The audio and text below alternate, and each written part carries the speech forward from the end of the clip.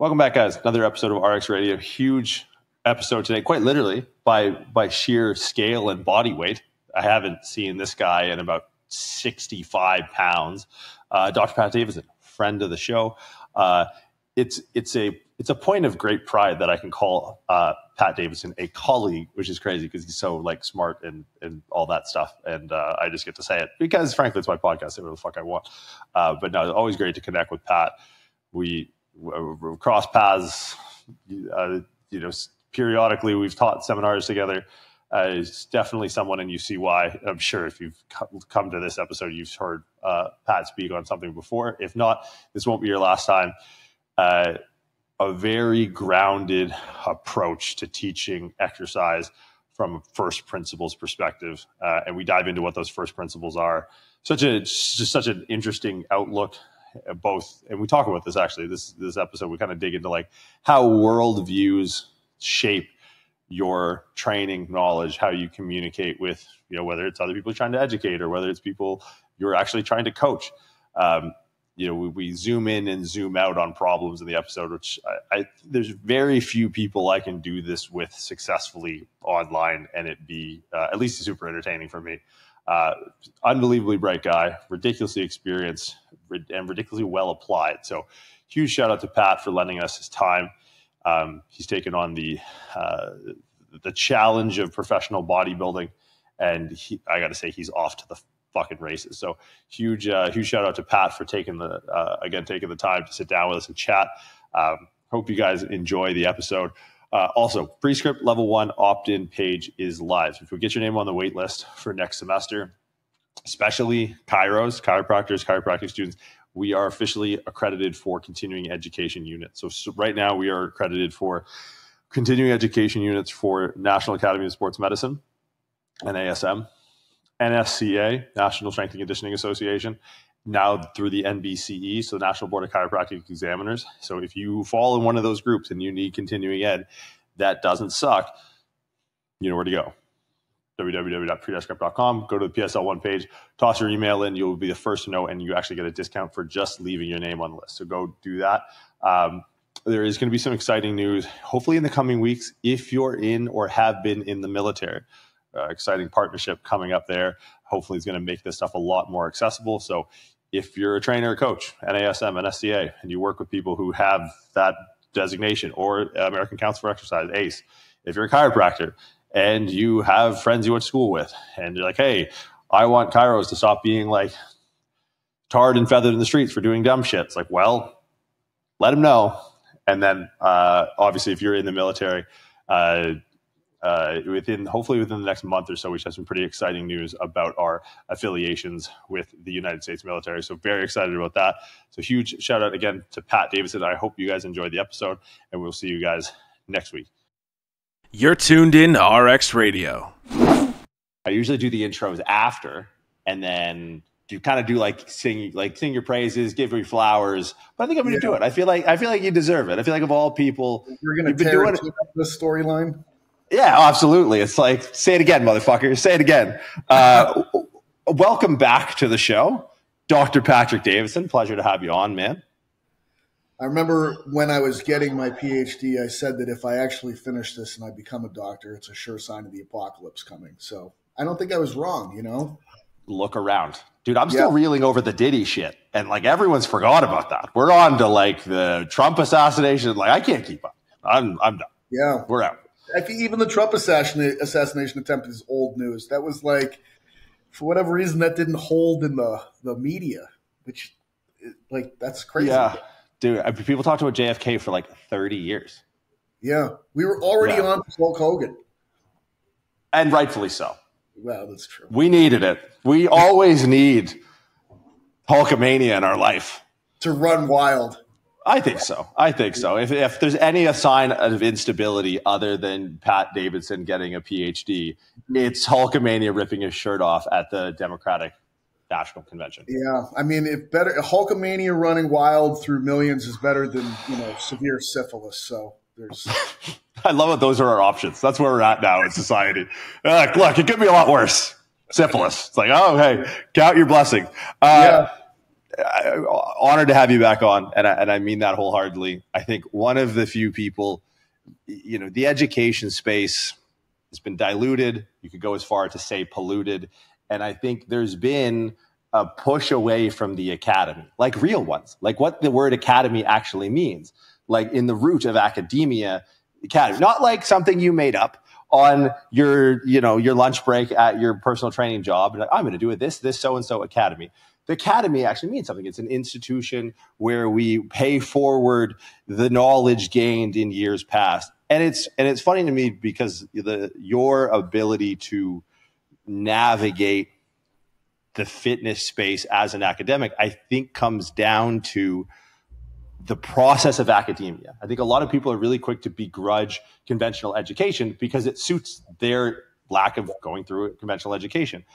I'm curious as we had 20 minutes on the front end of just pure commiseration, just together, just going like, dude, don't ask me how I am.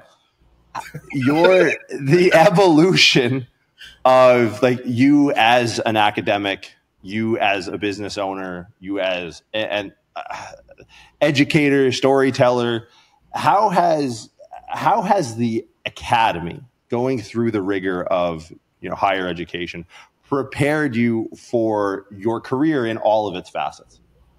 Boy, that's a hell of a question. And it's almost like I don't know where to begin other than I can speak almost emotionally about where I'm at now in some ways, which is, I think, a combo of like frustration, but like coming to this place of like really appreciating patience and just like letting sort of shit, I don't know, filter almost the way that like gravity does when you have those like bottles and you put sand in and rocks and blah, but over time, the more dense things go to the bottom, and it's like, the filtration system does what it does. And, I think that I've been in this long enough to see things emerge as popular, go away, and come back again. And that's, I guess, when you're old, but also like the next iteration of it where you're like, this is just like this thing from before, but like, I see the spin that they put on it. I guess what I'm really saying is like, I feel like I'm at a point where I've seen enough stuff repeatedly to where it's almost like, okay, like, I'm not going to necessarily jump on any bandwagon right now that I've just been introduced to. I can watch other people sort of jump on that bandwagon, and it's almost like I'm just I feel almost detached, like I'm watching it as an outside observer, almost like a machine operating, and I sort of just see the cogs and the pieces of this machine, and it's like, I don't particularly want to participate in the processes of it right now. And I'm just going to wait and watch what sort of filters through and see what's left standing at the end of it in some ways. It's like you almost see the hero archetype people rise and peak and fall, and then the next version of it do the same thing. And it's sort of like, am I just watching the seasons go by in life? Like it's just another spring, okay? And it's always going to be spring. It's like, oh, it's a different kind of spring, but it's still spring. Oh, we're in fall again, winter again. You know what I'm saying with this? Like it's hard to necessarily put it into terms, but it's just like this. It's like just watching the same story over and over and over with like a new little bit of a twist, but knowing it's the same story. I love what you did because you basically just took two of my favorite authors and melded them together in your explanation. That was somewhere between Walden Lake and A Hero of a Thousand Faces by Joseph Campbell. So it was kind of like both of those. And I think what's interesting about your intersection at this time and watching these cycles or these seasons, as you put it, and where I'm really curious as to kind of how you stand on this is the prevailing trade winds, I would say in the last maybe 5 years, has been in the realm of academia. And I'm going to air quote academia because there are not only like the levels or hierarchy of research from like case control studies and case studies up into peer review, meta-analysis, systematic reviews and all that, but it's like even each one of those rungs of the ladder, there's quality ways to do it and not. And then there's quality ways to communicate it, right? We're very much in a commentator culture right now. And the trade wind that's prevailing is right out of your I mean, not necessarily your alma mater per se, but like from the academy. How do you deal now with like sitting back? Because it's one thing to watch the bro science roll in and out with the tide, right? Yeah. Like, you know, someone gets something works for someone anecdotally and they just can't get it out of their head. But how is it now that you're like, hey, we're on another round of this, and now this is like the most pervasive as far as the general population is concerned, the most influential people in fitness are not the Schwarzeneggers anymore. It's like the Hubermans and the Attias, and it's like, you know, the weaponization of science. How do you, as a scientist, as an academic, start to appraise this new trade wind? So I think that it's like a combo of science, but also just like produced. You know what I mean? Like, you can't be influential anymore, and like the times of like almost like organic single man, social media success is almost long gone. Like, you need a team at this point in time to produce and put material out there that's got the look and feel of like a production is the only way I can sort of say it. And I think that if you don't have that look feel to it, you can't compete. You're like competing against these like big business approaches combined with evidence. You know what I mean? Like, it's almost like the amount of peer review stuff that some of the big time accounts would have. There's no way one man by themselves is like reading all of these things and it's like a team that has to be involved with, sifting through the evidence and finding things that fit the narrative of that particular person and their account, and being able to continuously feed that information and break it down. So it's I think that it's like it's like a business combined with finding science that is marketable in some ways.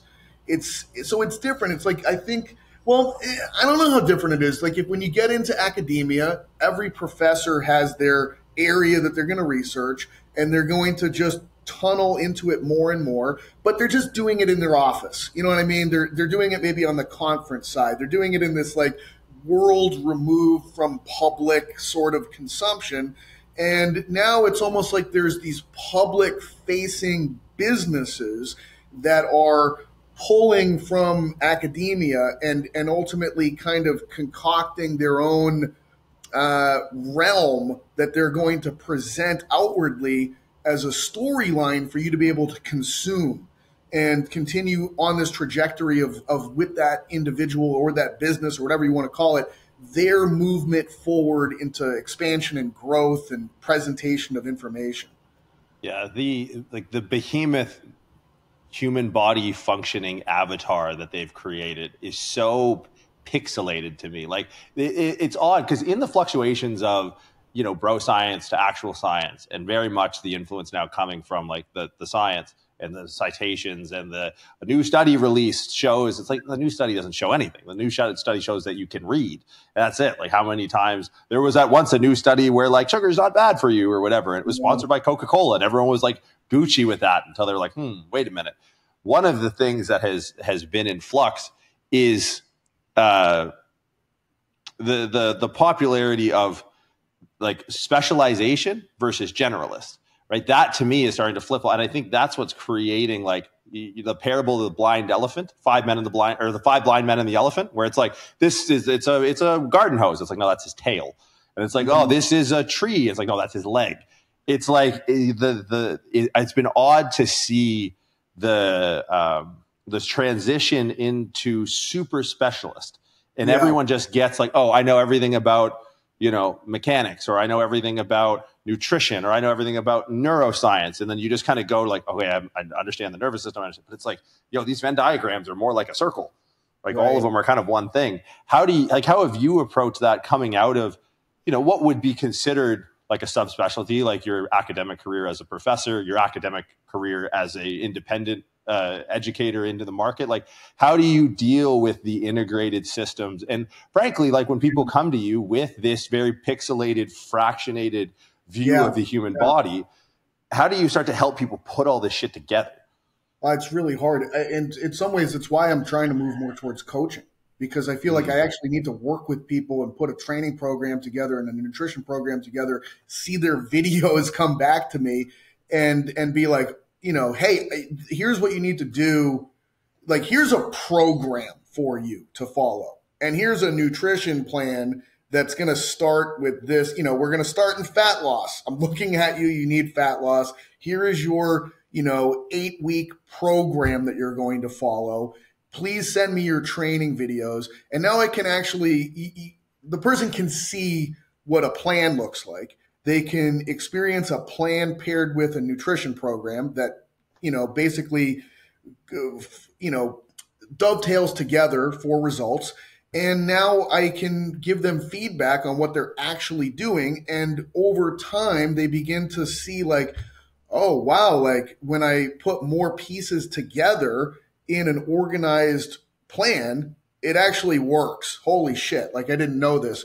Or people will come with really ambiguous, vague goals like, oh, can I want to work on my athleticism. And what do you mean by that? Well, I want better mobility. And I'm like, okay, yeah, like that's, and then it's sort of like, where's the mobility drills in this program? And it's like, the mobility drills are going to be you actually performing quality exercises in a quality manner through full range of motion and getting a stretch and pausing in that stretch and doing it right and following a diet. And it's like all of a sudden people see like, oh my God, I feel better. I'm moving better. So I feel like what I've learned is that people need to be forced into it. Like they actually need to live it, and they need to be told exactly what to do, and they need to follow exactly those things. And after they've experienced some holistic thing in their life, then they have better questions. Like, hey, why are we doing this? And it's like, the reason that we're doing this is blah, blah, blah, blah, blah, blah, and all of a sudden the pieces start to come together rather than, because I love what you talked about there, like this, things have been fractured and there are fragments of information that seem to be scattered all over the place. And people are like in the dark and they're just randomly like, oh, this piece of information hit my hand. And it's disconnected from anything that's like this central concept that can really guide them. And I think that like where I excel at, and it's always been something I excel at, is understanding a central concept and then building models out from there to try to connect information back to the central concept. I mean, literally, like the whole Rethinking the Big Patterns model is based on the constraints concept that, kind of came into exercise science from the Glazier paper in 2017. And that paper was called The Grand Unifying Theory of Exercise Science. And I remember, Bill Hartman sending that paper over and seeing the title and being like, that's the ballsiest title I've ever seen on an academic paper in my life. There's got to be something to that. And then, me taking it upon myself to basically write a book and make 3 seminars, all based around how do you actually take this constraints concept, that's the grand unifying theory of exercise science, and build an exercise model around this concept, with environmental constraints, task constraints, and individual constraints, and basically making that 3 separate seminars, so that it's like, this is the application of the grand unifying theory of it. And in like every act, everything that I do, every action that I take, every decision that comes from it is all based, it all backtracks to the grand unifying theory. And then, well, how do I market that? Like, it's just, I'm not good at that necessarily, but it is, I hate fragmentation. I really do. I think that I think it has somehow become the direction that we've gone in as a species in this digital age.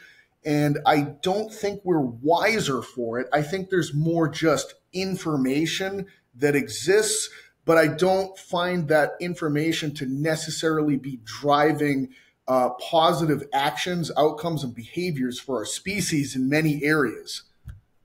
I think there's an overarching principle, because you obviously talk about like a principles-based model building, which I think a lot of people learn the model without the core principle, and then their critical thinking skills are lost. Right? Yeah. It's like that model without a principle is a system. It's logarithmic. It's not based in anything, and one deviation doesn't allow you to kind of like hyperlink back to the core to solve a problem. But it's like in that explanation, you used a lot of language seemingly representative of like your worldview. Like you talked about like, the digital age and like really like the emergence of us as a species. How important do you think establishing a worldview has been in your ability to coach or in your ability to teach? Because I feel like that's something that when I talk to coaches or go to gyms and people start talking to me, it's like, hold on, man. Like, you think that we are even capable of knowing everything? Like, do you know what's out there? Like, do you know what's past space-time? Like, how important has been developing a worldview outside of your field of study in actually feeding back into your ability to communicate what you know in our field? Well, I think that, the best way I can say this is I believe that everything runs from starting ideas. Okay. I think everything that exists begins as an idea. Okay. And I mean that even to the point of life existing, starting as an idea. Okay.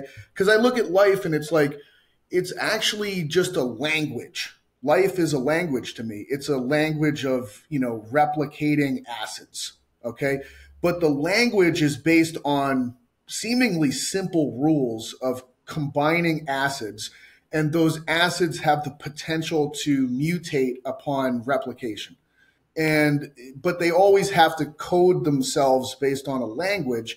And so I'm like, I don't know whose idea this was fundamentally to begin with, but the idea was so good and energy was put into the idea that boom, something springs forward from that concept. And like everything else, like an iPhone was an idea. Okay. Like someone had to have the idea, and then you have to take an idea and funnel, but the clarity of the language around the idea to begin with, or the rules put into the idea, that creates the potential for how big the idea can become in the future. And I think that it's like a simple rule and concept in the idea, and it always has the ability to be able to grow and expand outward, but it always goes back to the starting point of the idea. You need to input energy and like the ability to overcome adversity into, that needs to be part of the central concept that starts it. And you have to continue to feed it with fuel to be able to drive it forward.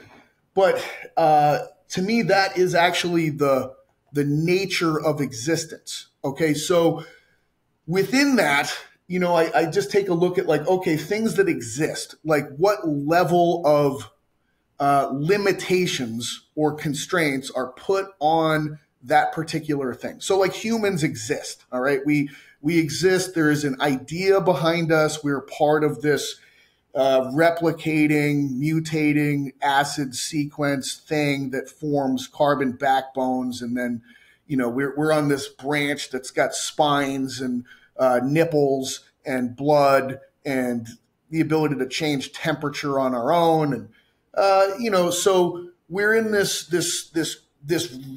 domain of life, and the limitations imposed upon us, some of them are very obvious. Like we can't hear a dog whistle. Okay.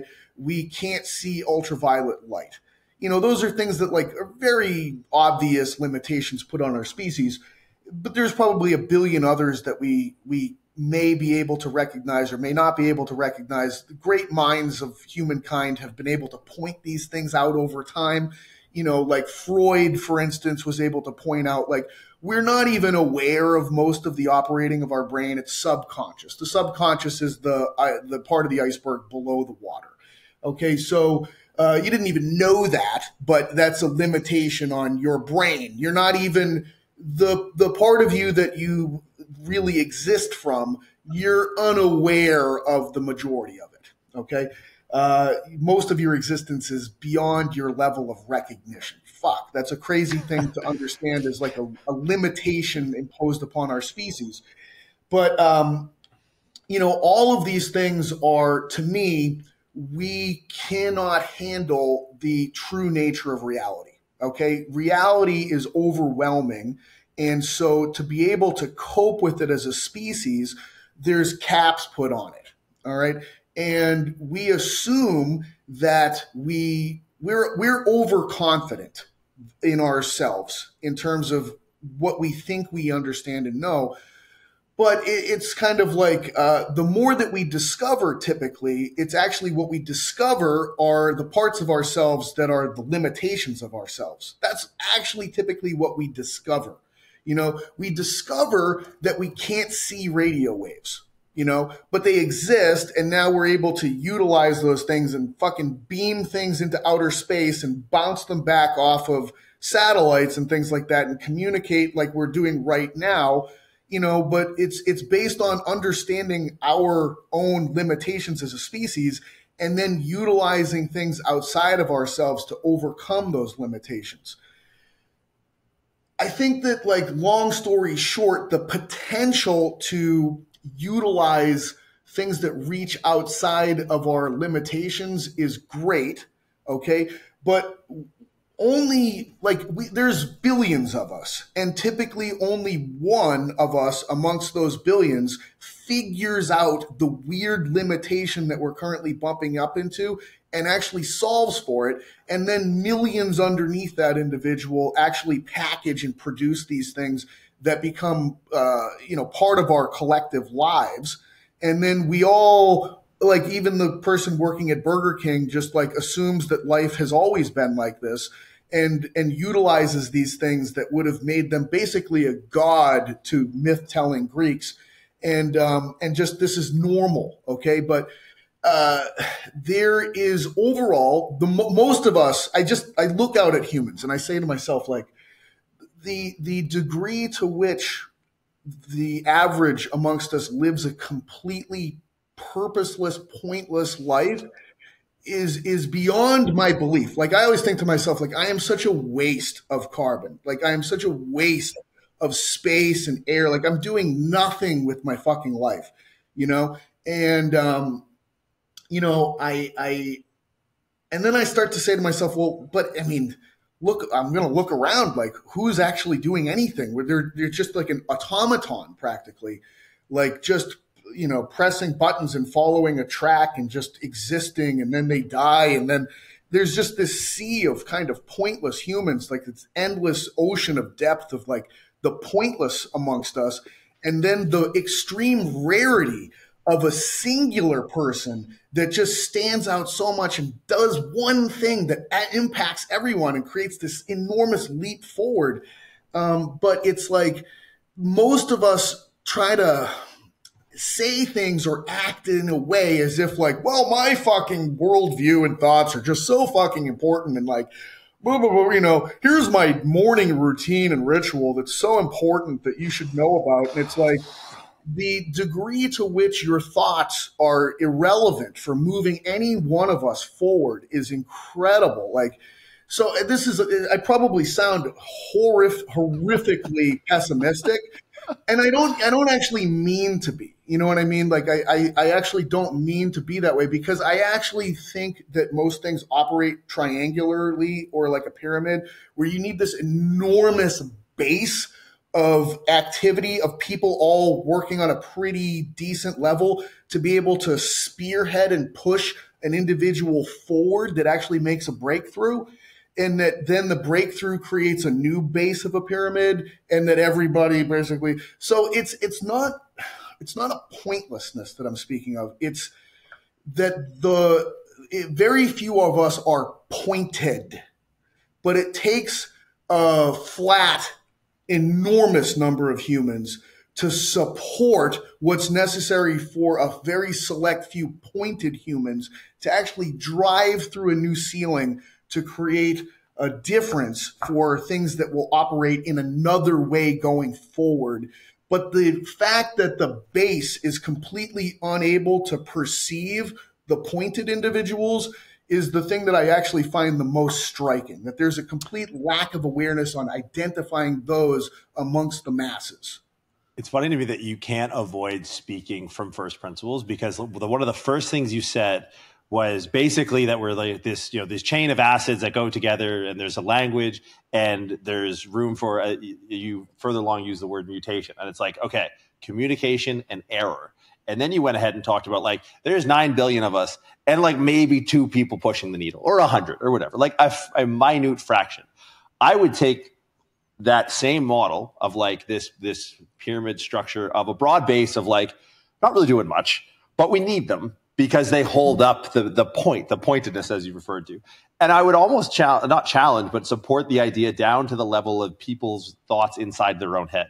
You need communication and you fundamentally need error. And I think we discussed briefly in our commiseration prior to, you thought this was bleak, the no free will and Pat for dictatorship 2024. People need to be told what to do. Davidson 2024. And it's like, well, I think that same idea works in people's heads. And I think the stifling of the base level conversation that doesn't allow for errors, like how many people don't engage anymore because like, oh, you're dumb, you're stupid, you're this, you're that. And it's like, hold on, but no. That's what I love. Like it's almost poetic the way you're like, I'm going to set the stage for this and I'm going to run with it. And looking back, this works at every level of analysis. And I think to come up with a good idea, you need to have those 2 fundamental constraints that you set forth in the beginning of this, but just rather scaled out to the population, you scale it internally and be like, look, you're going to have a ton of thoughts a day. I don't know what the number is. And I feel like I'm overwhelmed with just like, this thing does not shut the fuck up. And I don't try to shut it up, but like maybe, hopefully once in my life, there'll be a dialogue, usually internally, but I do enjoy talking with you because I get a lot of ideas. And I think these are always fruitful endeavors whenever we get to link up, but it's for that reason. It's communication and error. I think that's what drives evolution, but not just evolution of a species, like evolution of a person. And it's really interesting to me because I think as we've let the adults sort of take over in the academic space and further fracture our understanding, I think what they're actually stifling is they're stifling those 2 things. They're stifling the room for communication and error. Well, I love the way you said that. Like, because inside my own head, most of my thoughts are circular over shit that like I'm just – the same thoughts over and over that are almost pointless. You know what I mean? Things that I'm pissed about, things that like on a daily basis I don't want to do, blah, blah, blah. And like the rarity of an idea that comes into my head where I'm like, oh shit, I really should do that. And I think that's a good idea. And then actually running with it, it's very rare. It is very rare. Like I have to be in a good place for a while with like some very average, boring shit going on in the background to create an environment where I could potentially have anything good come from it. Well, let's talk about that because it's like what defined a good idea is something worth acting on. And I think that's another unique quality of you. Like I remember we were at Complete Body, I don't know, it's probably a few years ago now, wild. And you're like, yeah, I'm going to get into bodybuilding. I'm like, this guy's about to get fucking huge. Look the fuck out. And it's like, I talked earlier about this idea of like a commentator culture where you're definitely someone who moves the conversation. Like you started posting on Instagram, not knowing what it was. And you were just like writing shit as posts. And that was the picture you'd post. And I was like, what is this fucker doing? And then next day, Old Man Yells at Cloud turns into like every fucking person who has an opinion on biomechanics is just doing like the Davidson, like SpongeBob spread of text. And I was just like, this motherfucker. I mean, it's like not many people in our space who would wear one of the hats as commentator and creator of ideas and synthesizer and curator of ideas. Not many of them now actually do things. And you're just like, I'm going to get huge now. And I'm like, this guy's going to get fucking then. Well, here we are. Here you are. You're fucking bad. What has that process been like, moving into something like, you have like a strong background in strongman, getting back into the competitive nature? Like, what have you learned about things that are so theorized? What have you learned about the practice? What has you maybe changed your mind and actually be like, hey, this is a good idea, I'm going to act on it? And acting on it. What has that process been like? Well, I always find the real story to be way more interesting than just the truth is always super interesting. So I decided to get into bodybuilding because I was just pissed off at a person and I just wanted to spite them 100%, and so I was just like, fucking bodybuilding isn't that hard, bro. Like acting like you're better than everyone and the sort of air that I sense about you, I'm not really digging it. And I think that I can start this in my mid-40s and be just as good as you, if not better. Okay, so I will take 5-7 years of my life just to spite you in the end. And then because what is it? It's like, okay, I'm going to go on drugs. I'm going to follow progressive overload further because of drugs. I'll really dial in a nutrition plan and progressively overload calories over time. And I think that's basically it. Okay. And I have no problem dedicating all of this time to just stick it to one person, and there's, I'm like, I think about this and I'm like, there's something really wrong with me probably, but I wonder how many other people actually feel that way but are completely unwilling to just verbalize it outwardly. Like, I'm probably not even that different. Like, I'm just going to actually do it. And then I started to think about it, and the more I thought about it, I was like, I think this idea will be good overall for a few reasons. Number one, the oldest story in the book about success is guy takes drugs, guy gets bigger, stronger, more comic book looking, guy has ultimate success. And, it worked for Captain America. It worked in baseball. It works on practically every level. And, I think that it's somewhat different when you openly are explaining the story before, you know what I mean? But I can't help it.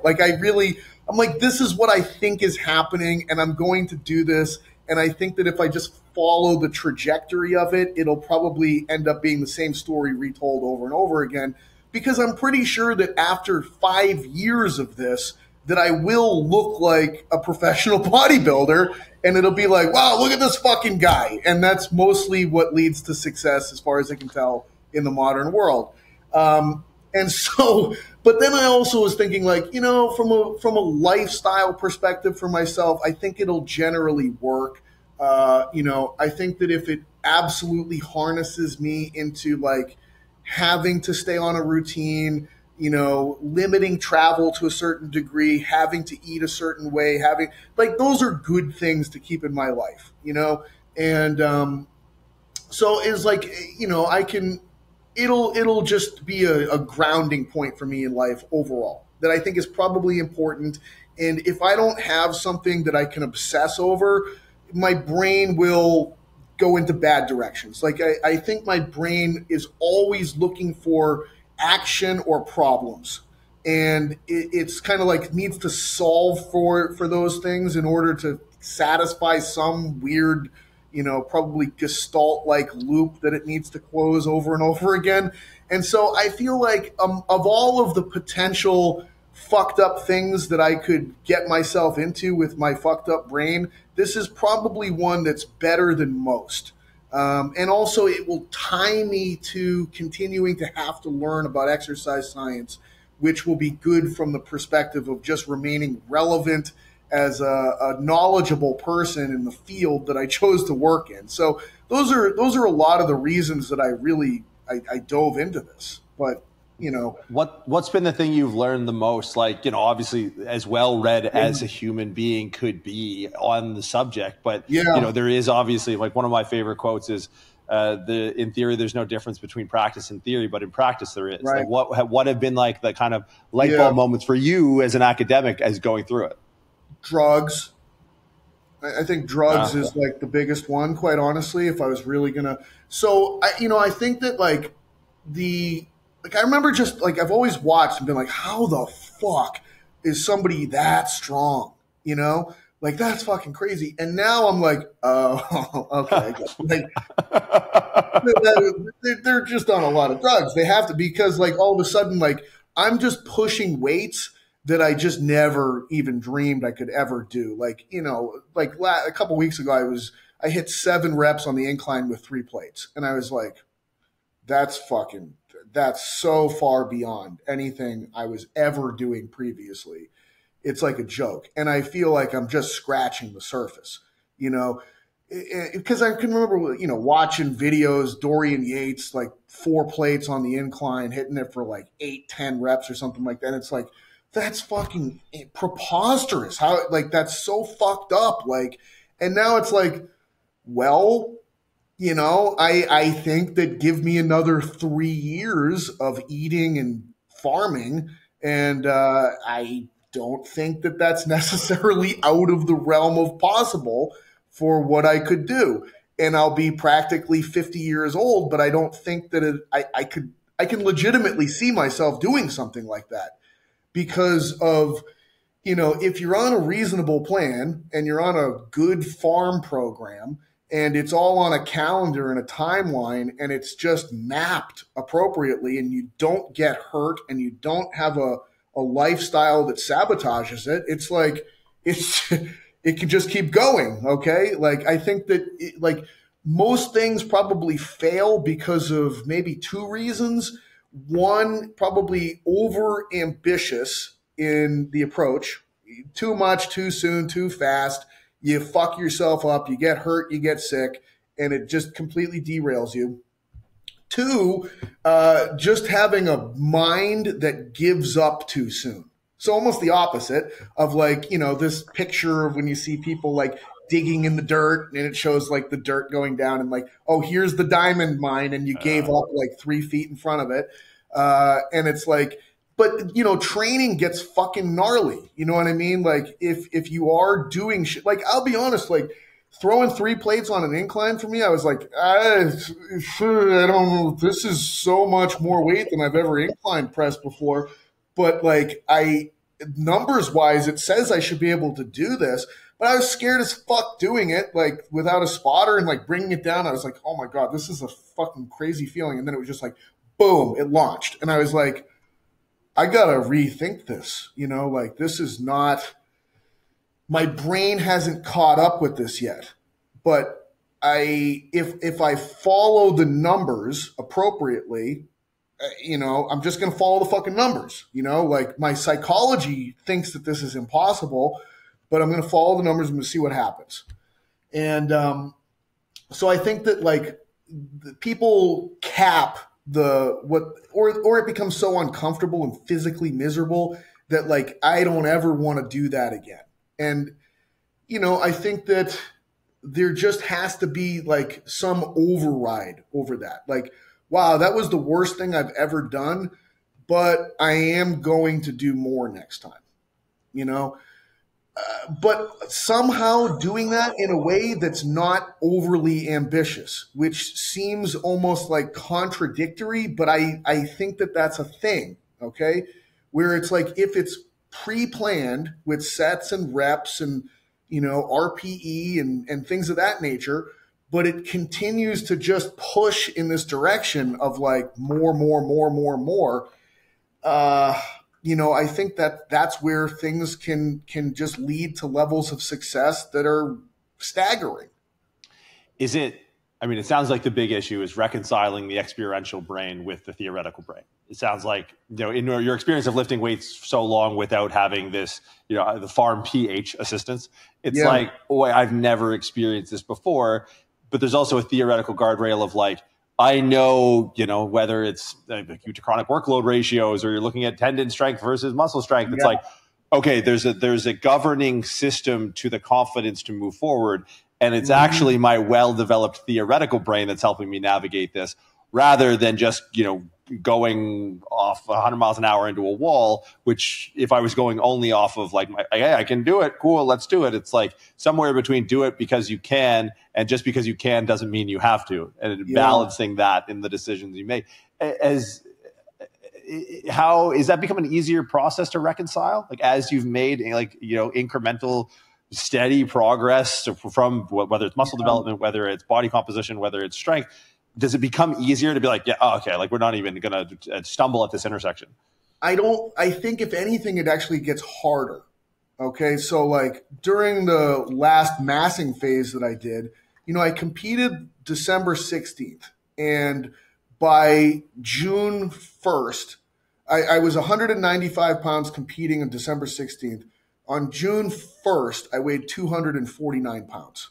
Yeah, that's a good 6 months. Okay. Yeah. Like that's a 54-pound weight gain. And that's like 1.5 pregnancies, almost 2 pregnancies. It's like 1.8 pregnancies that I went through in 6 months, less 2/3 of the time for almost 2 pregnancies of gain. And so the physical discomfort of that experience was crazy. Like the fatigue that I was experiencing and like depression feelings and things like that were through the roof, but it was almost like, I think that this is probably appropriate and normal feelings for the amount of physiological change that's happening. And like I was sleeping, I had to sleep literally 9.5, 10 hours a night in order to be able to function. And when I talked with Broderick about this from Team Evil GSP, he was like, well, you're growing at the same rate as a toddler, so you probably need the same sleep as a toddler, and your brain is probably in a similar kind of a space as a toddler in a lot of ways. And it was like, that makes a lot of sense, dude. Like, yeah, I kind of am in that place, but it was like, it was horrible. Like, I'm not going to lie. Like that was it was like, I'm just going to follow this plan regardless of what it feels like, regardless of anything. I'm just going to follow it. And I think that it's like, there's pros and cons to it. Like the pros, I think, are level of adaptation, experiencing the physiological change. Like if that's, and that is my stated goals. My stated goals are like, I want to become a pro bodybuilder in my late 40s and do damage in the world of pro bodybuilding in my late 40s up to 50, And if I'm going to do that, that is an outrageous thing to do. There's no way that that's going to happen unless I do outrageous things, and doing outrageous things feels terrible. There's no work around that. And so it's just like accepting that like terrible is normal and appropriate for what I'm trying to accomplish. And I just think a lot of people are not going to have the stomach to accept, like I know that the next 4 years of my life are going to feel fucking terrible continuously, either in a state of like, wow, I'm in contest prep and the fatigue and hunger is through the roof, or I'm in massing and I'm basically just, experiencing so much physiological change and tissue growth that there's a huge sensory, emotional, cognitive, con associated with that. Now, you've attempted to, and from an outsider's perspective, quite successfully, been able to future-proof your training, understanding the constraints that bodybuilding style training has put onto you. Because like watching you at 250 sprint is like, this is terrifying. And, but like, I see a lot of your training, like, you you post a lot of your training on the Partner app, which I want to get into in a little bit. And it's very much what you'd expect from a bodybuilder program. I don't think much is deviated in that world, at least the stuff that works. Yep. But there's a lot that we discuss, as part of our jobs, careers, about like movement quality and range of motion. And you understand that inherently that this practice of bodybuilding is going to come with it, these constraints. How difficult has it been, and going from like the theoretical understanding of planes of motion, types of loading, limitations that come as a byproduct of having to neglect some things and just having to lean in more into others and not being able to do the things you neglect, go figure. How has that been as a visceral experience for you, going through those limitations? Yeah. Well, the model that I have for rethinking the big patterns is it is a movement system, but I feel like when people hear a movement system, they only think of like some functional pattern shit, like fucking hopping around and twisting with a fucking cable or something like that. And it's like, that is not all movement, like there are lots of, you are going to drive hypertrophy through movement. You are going to drive powerlifting success through movement. You're going to drive weightlifting success through movement. All of these things are ultimately physical adaptations, and movement will be essential for driving those. And it's like specific kinds of movement. So how do I reconcile that within a movement model? And, I've explained it in further depth elsewhere, but like the concept of ground is the centerpiece of how I understand constraints. Okay. And I define ground as, the combination of external support and neurological feedback coming from interaction with external objects. And I have external support runs on a continuum of most easily deformable external substance to least easily deformable external substance. And the less easily deformable the substance, the more supportive and the more ground. And so, ultimately I categorize athletes on the ground spectrum as well. And on the lowest ground end of the spectrum, I have athletes like Olympic divers and half-pipe skateboarders and half-pipe snowboarders. And then on the complete opposite end of the spectrum, the highest ground athletes, bodybuilders, powerlifters, interior linemen, and NFL football. There are some examples. And then what are the different characteristics between the two poles? So on the low ground pole, the thing that makes you great as an athlete on that realm is the ability to turn and tumble in space. And on the complete opposite end of the spectrum is the ability to prevent yourself from being turned and tumbled by external forces through space. And the variable that helps you to prevent yourself from being turned and tumbled is more mass, particularly muscle mass. The thing that helps you to be able to prevent yourself or to be able to turn and tumble through space is probably motor control.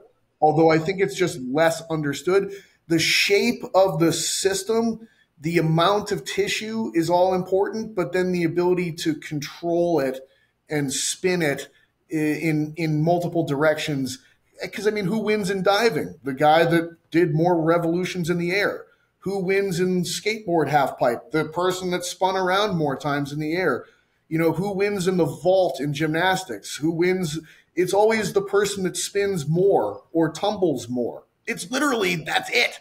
The dunk contest was that one guy, he just did like a 900. It was like, really? A white guy won? That was crazy. Yeah. So, and like adding more tissue to the system to make it doesn't necessarily make it spin more. It doesn't make it tumble more. It's other shit that I'm not even saying I totally know what drives that into the spectrum. I just know that the people that win in the X Games for the half pipe and skateboarding, they don't look like the people that win in, that can squat the most weight in the world, And if I took the person that's the best in the world on this end of the spectrum, and I had them try to do the sport on this end of the spectrum, they'd probably die. And then vice versa. If I take, Tony Hawk and I put him under 1,000-pound barbell, he's going to die. If I take, whoever is the best super heavyweight power lifter in the world and I put them on the half pipe, they're going to die. Dead. So dead. So it's like, ultimately I look at it like in my model, what I'm going to do is I'm going to take your sport and I'm going to define it on the ground continuum. Where does it lie? Is it like at let's say high ground is 100%, and that would be bodybuilding probably, and low ground, high diving is probably 0. Okay. The least amount of ground. What are you interacting with? You're interacting with the air and air. Yeah. Yeah. Like there's nothing. Ground. There's zero ground. Space and tumbling, like literally. And so where's lacrosse? I don't know, 52. Where's, I'd have to, and then inside of that, it's a theoretical thing. But ultimately, I would try to, I then go in and I create exercises that I believe exist at all points along the continuum. So if I take knee dominant, okay, squat, whatever people call it, highest ground squat would be something like pendulum, hack, leg press. Those things are in that group. And then what would be sort of the next chunk down from there? If I'm going very high, or the things I just mentioned, high could be like barbell squat, safety bar squat, duffalo bar, whatever fucking kind of bar squat, front squat, back squat. Then sort of the next chunk down, moderate, is probably like split squat. I would probably even put like split squat in a Smith machine as high. So there's just then split squat down here, and then as I could chunk go further down, it would be something like a frontal plane split squat. As I go ka-chunk all the way down to the end, it's sort of like some lateral stance, frontal plane, trans, blah, blah, blah, blah, blah. So it's just like, it's removing, you have less sensory feedback in some ways, the more planes that you go into, and you have less support as you just kind of go down this continuum. And so where do you need to be? So if it's a moderate ground sport, I'd say, well, probably 75% of your training volume goes with moderate ground exercises and all of your various motor patterns. And then 25% gets split up amongst the extreme poles. Okay. And then it's kind of like, well, what if you're a bodybuilder? Well, basically 90% of your training probably needs to be in the highest ground category. Okay, so for squat, a barbell is probably not as good in some ways as a hack or a pendulum or a leg press or something like that. It's a lower, and like ultimately, it's a lot. Like obviously I teach this as a fucking seminar, so I'm like trying to like limit it down. The more ground that's put into an exercise, the higher the probability that you will hit the target tissue for the exercise. And you will be able to bring the target tissue to the point of local failure fatigue. The lower the ground, the less likelihood that you will hit a target tissue, and that the rate limiter will be target tissue local failure and fatigue. So if the only thing I care about is muscular growth, I need to create a very accurate target and hit that target and take the target to the point where it will adapt. That's the only thing that matters in reality. And then I think that probably some percentage of volume needs to be put outside of exactly that place. How much? I don't know, So that's where things like sprinting and doing that come into play for me. But I look at the sprinting stuff in a lot of ways for myself as like, I like that better than the typical cardio, Like everybody gets such a hard on nowadays for steps. And I'm like, what I fucking personally hate to do? Go for walks. I just don't enjoy that. Like it's not, but I will go to the track and I'll run 20 yards and then have to walk back like 70 yards over and over and over again for like an hour and a half. Okay, so the amount of time that I'm actually running is probably, if I actually calculated it out, it's like maybe 90 seconds of running, and then it's like an hour and a half of walking.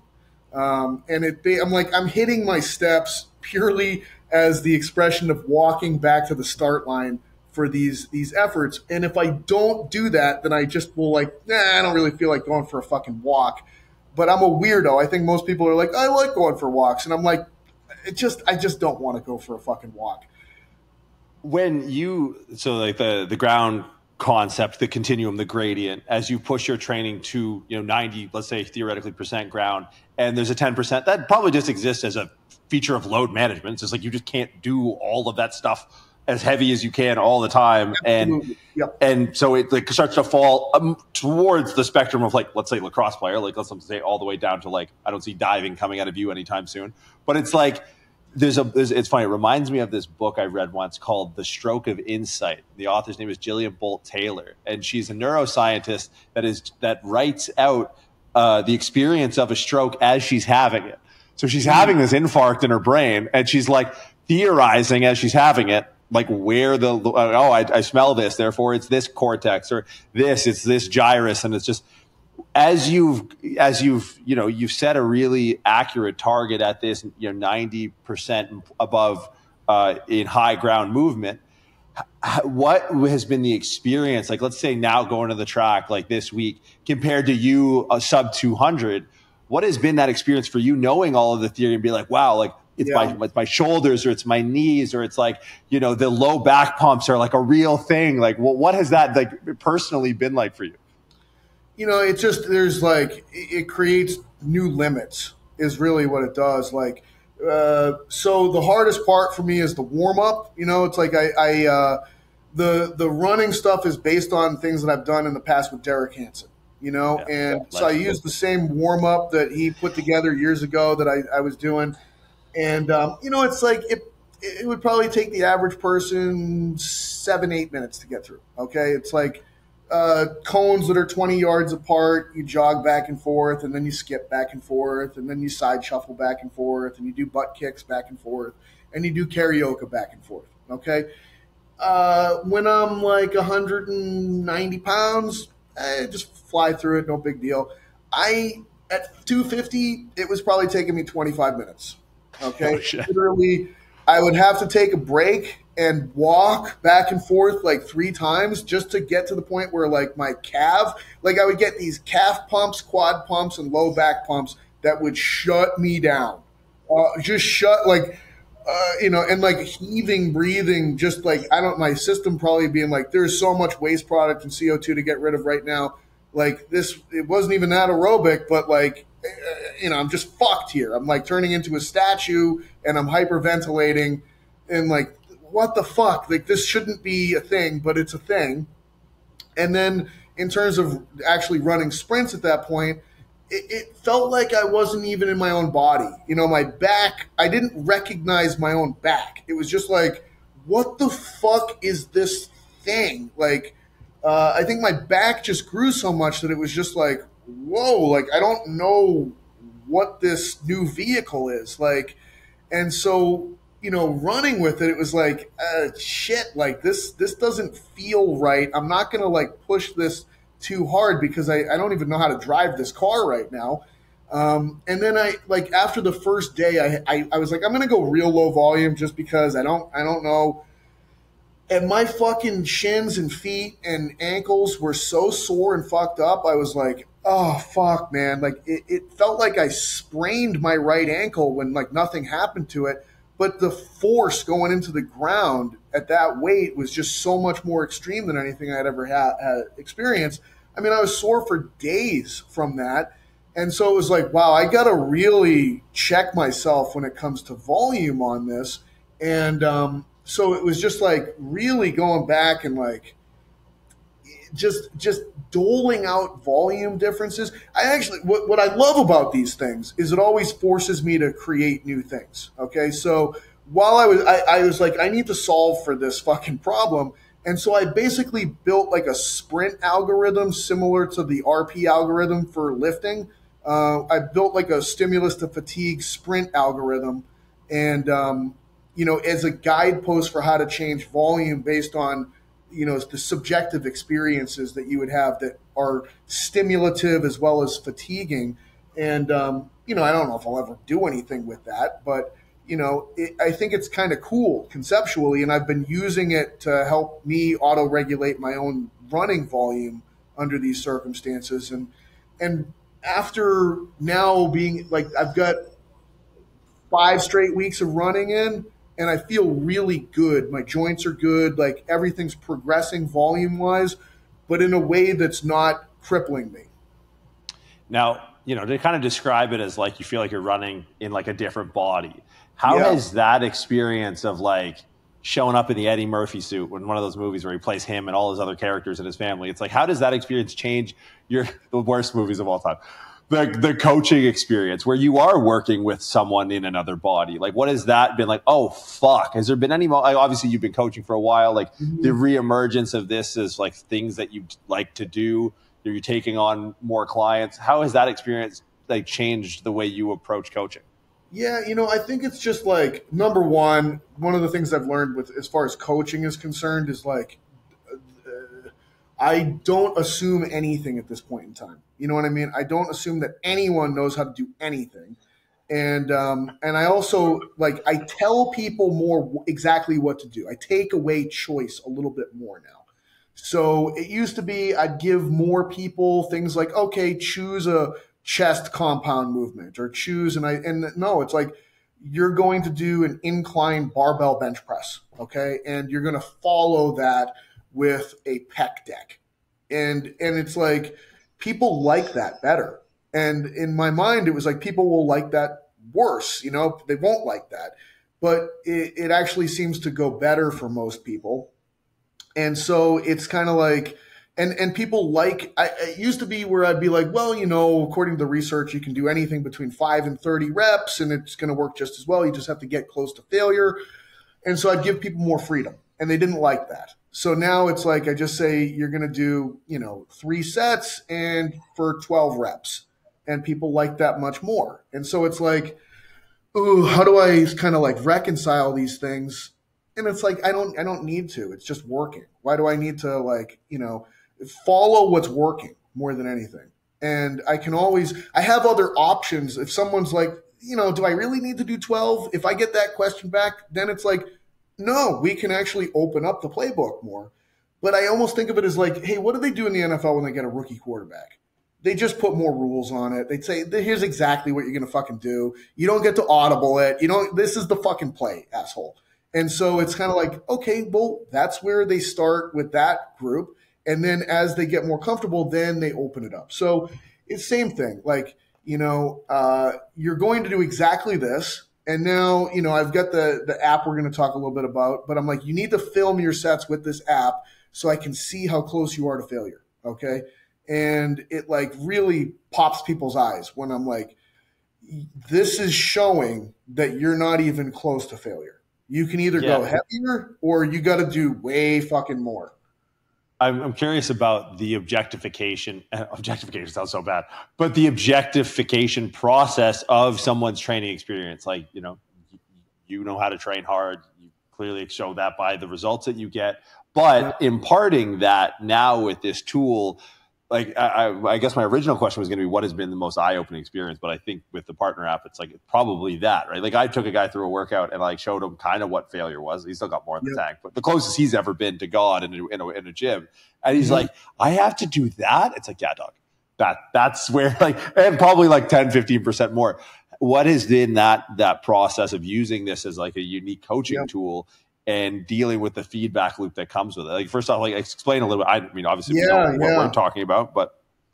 So, I've the Partner Fit app. It's in the Apple, whatever the fuck, the app store for Apple products. Not available for Android yet. Like I'm in the process of it's for those of you who have not ever built an app. It's expensive. It is hard to do. It is a partnership between fitness people and tech people, and it's a weird communication that takes place, and it never goes as exactly you think it's going to go. So, for those of you that are like, why don't you just make it available for Android? I need more money to be able to build. And also, get off Android, you fucks. Don't send me those green messages. That's for the birds. Get out of here. No, get an iPhone so Pat doesn't have to put it on Android. Let's put an end to this. It's a fatwa, a holy war against the Android. It's but there's just so many weird things. Anyways, without the pissing and moaning about the difficulties of building an app, the pathway towards ultimately arriving at this app has been the end of a 7-year project, really. That the pivots that led here are beyond belief. The stick-with-itness of me and my business partner to get here is beyond belief, and we're both built for that shit. So I know that regardless of the obstacles, we'll keep pushing this thing forward. Anyways, what currently exists is you can take your phone and you can film yourself lifting weights, and it will measure what you're doing. And the thing that we're displaying right now is rep speed, and in particular, the drop off in rep speed. And if your rep speed drops off enough, it shows that you've gotten close enough to failure for your set to actually grow muscle tissue. Okay. So there's I think that the world of hypertrophy research is this fucked up place. And if you really get into it, you're like, ooh, we really don't know exactly what grows muscle, do we? This is kind of a fucked up thing to say, but we have a few things that we can kind of point at and say, this is for sure important. And one of the things that seems to be for sure important is that whatever it is that you're doing, you're getting very close to the muscle that you're intending to work hitting failure. Okay. And, I know Eric Helms is the man when it comes to knowing the reps and reserve stuff, amongst other things that he's just brilliant in regards to.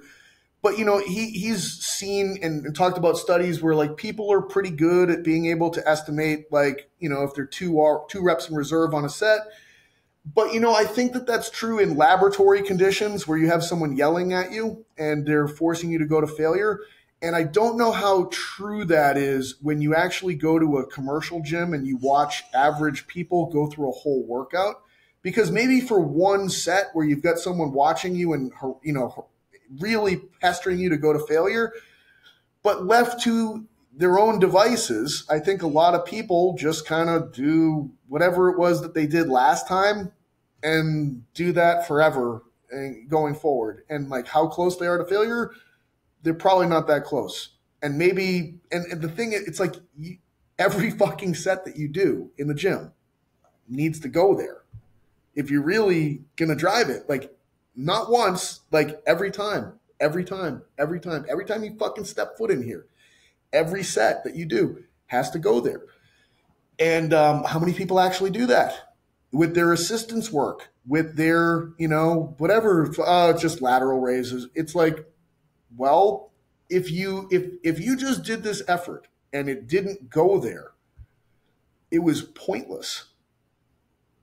Completely fucking pointless. You might as well have not done it, So I don't think that most people do that. Every effort goes there and it fucking puts the rubber stamp on you did what you needed to do to drive the train forward. If you are measuring yourself with this app, I use it every day. And I know that when I hit start and it's recording me, I better get to the point where the bar graph turns green, because when it turns green, it means that you actually got close enough to failure for it to work.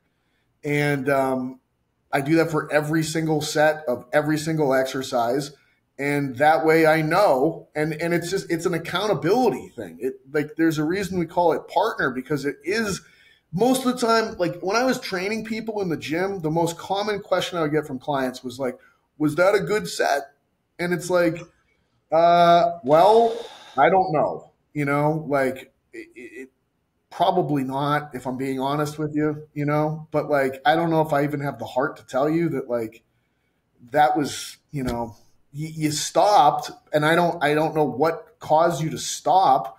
I don't know if it was your mind. I don't know if it was your emotions. I don't know what made you stop, but it was probably the same speed on the last one as the first one. And if you really wanted to, you could have gone faster.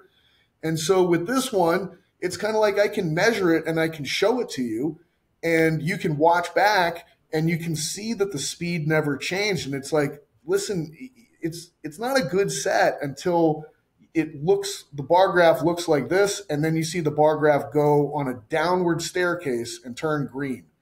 If it goes downstairs and turns green, it was good. If it doesn't do that, not good. And people actually understand that and immediately change their behavior. And then if I'm doing it with you over and over and over again going forward, because I think most of the time people will do it once and think like, oh, that was good. No, it's literally got to be this way forever till the end of time. If we can keep doing that, then we'll keep pushing things forward.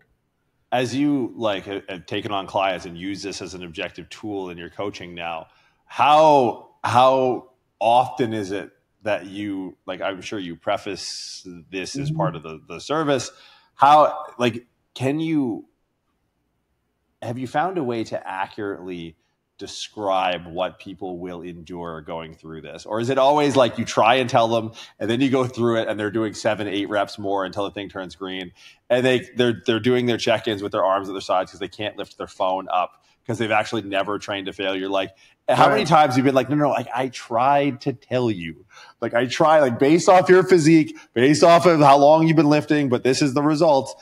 And when we implement this tool, you're going to be fucked. Almost to the point. How often is that experience? Or are you at a point where you vet?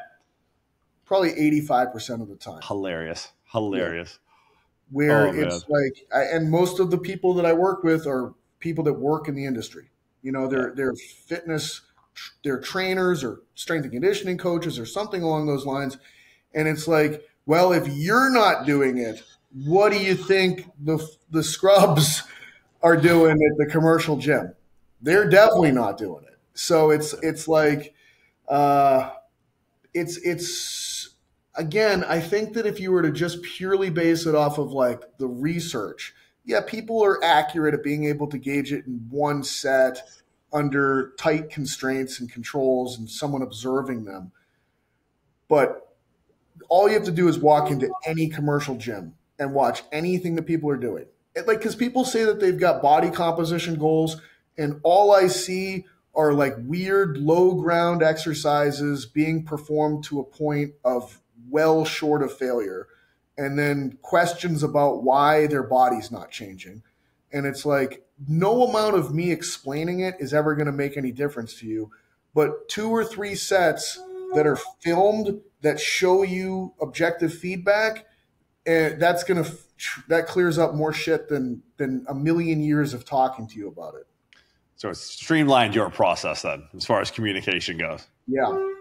Now, what is the process for those people trying to get a hold of you for coaching wise, or give us a bit of rundown, what you're up to, where you got next, and what's sort of coming in the pipe? Most of my stuff, easiest place for me is Instagram. It's just a one-stop shop. I've got the link tree. It's always amazing to me that people are still where do I get your stuff? I can't figure it out. I'm like, have you ever been to someone's page and under their bio and there's a link there? Have you ever clicked on one of those things? And it's the number of people that are I don't know where to find the shit. And I'm I have to go to my own bio, click on that link and copy the specific thing and send it to them. I'm how have you, I'm so untech savvy and I know this, what fucking rock have you been existing under? But I tried to swipe up a few days ago. I was like, oh, I want to buy this. I'm like, oh, that was fucking 3 years ago. God damn it. Yeah, no, I can't even do that shit anymore. But yeah, I try to keep everything there. People can always message me, but everything I offer is in that link tree. And there's, a bunch of shit, books and coaching and seminars and things like that. LA? That's going to be August? Yeah, it's actually next weekend, August 3rd and 4th. So, fucking nice. Yeah. I'm teaching control patterns, which is table tests, breathing, core exercises. Like I said, like I have 3 different seminars. There's control patterns, athletic patterns, and resistance patterns.